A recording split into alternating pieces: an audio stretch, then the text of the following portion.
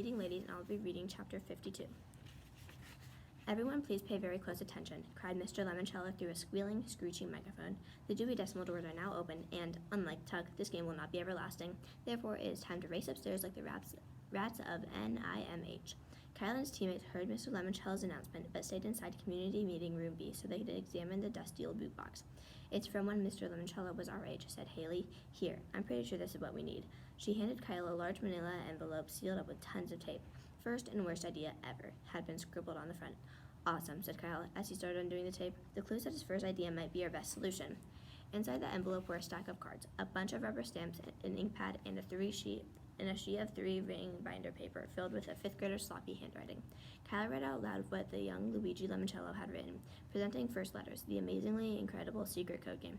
Haley held up some of the cards. Each one showed a cartoony drawing and a single character. Apple equals A, B equals B, carrot equals C, and so on. Kyle continued reading. "Want to send your friend a secret message to meet you after school? Just use your super secret rubber stamps." Miguel examined a couple of the wood-handled stamps. The stamps matched the cards. "So how exactly do you use this junk to tell your friends to meet you after school?" said Kimi. "This is so bad," said Kyle. "Moon, elephant, elephant, tiger, moon, elephant, apple, flamingo."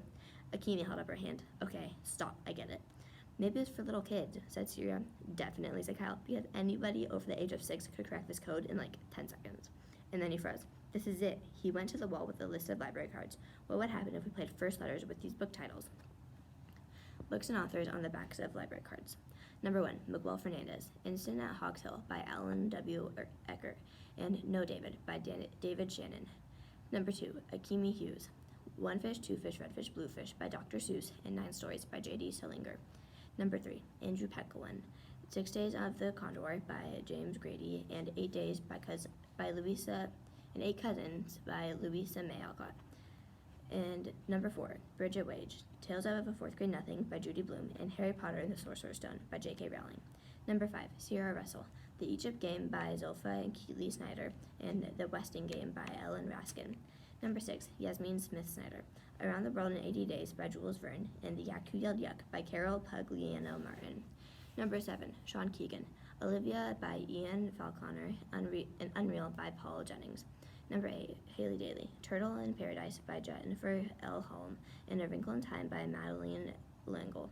Number 9, Rose Vermette, All of a Kind Family by Sydney Taylor, and Scat by Carl Hiason. Number 10, Kayla Corson, Anna to the Infinite Power by Mildred Ames, and Where the Sidewalk Ends by Shel Silverstein. Number 11, Unknown, Charles Chiltington. Number 12, Kyle Keeley, I Love You, Stinky Face by Lisa McCourt, and The Napping House by Audrey Wood. "Okay," said Miguel, moving to a clean space on the wall. "Here are the first letters of all the titles. INONSETTATOUTAASAW ?IT. "It still makes no sense," said Akimi. "Wait a second," said Sierra. "If the title starts with an article, drop that word, and use the letter from the second word." "Got it," said Miguel.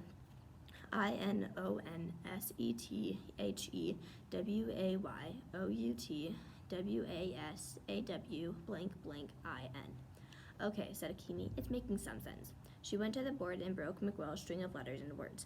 "I-non-set he way out was a W in." "Hang on," said Kyle. "It could be in on se the way out was a W in." "What's in on say?" said Akimi. "Wait, look," said Miguel. "The books on the second and third library cards actually start with numbers." Kyle grabbed a marker. "In 1968, the way out was a W in."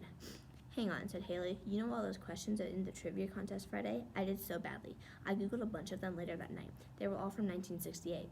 "You guys," said Sierra, "I did some research too. Mr. Lemoncello was born in 1956. That means he turned 12 in 1968. "Okay," said Akimi. Is this something besides a fun fact to know and tell?"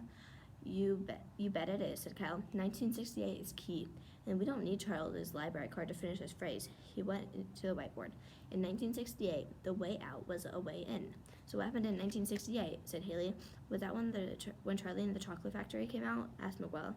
"No," said Sierra. 1964. So what's up with the candy clue from the artifacts room? We messed up, said Kimi. We need to go back and find a new rhyme for Andy. Really, said Haley. I thought he got kicked out for cheating. Another long story, said Miguel. For later, said Kyle. Right now, we need to be on the 3rd floor. Thanks for watching.